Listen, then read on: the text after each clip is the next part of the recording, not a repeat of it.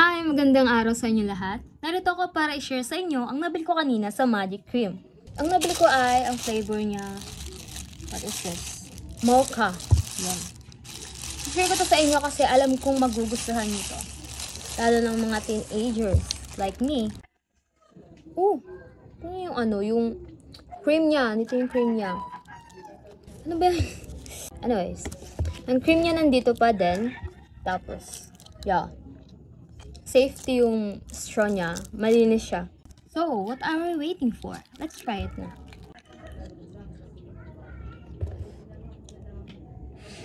Ang sarap.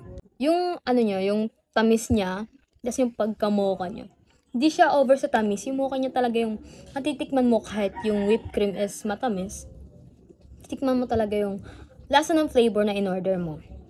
I-rate ko siya ng siguro 10/10. Kasi, sarap niya talaga. Kanina nga pala nang bumibili ako, kahit na marami estudyante ang bumibili, mabilis pa rin yung daloy ng pila. As in, nasa-serve nila ng maayos, at kompleto, syempre. Ayun yung kinaganda nila. Ano pang hinihintay mo, te? Bumili ka na sa Magic Cream. Kung iniisip mo ang presyo, ay kayang-kaya mo itong bilhin. Mga estudyante nga kanina nakabili, diba? Ito ay nasa 49, ang pinaka-small nila. Ang small nila. At ang medium nila is 59 lang. Kayang-kaya mo yan. So, bumili ka na. Bye-bye!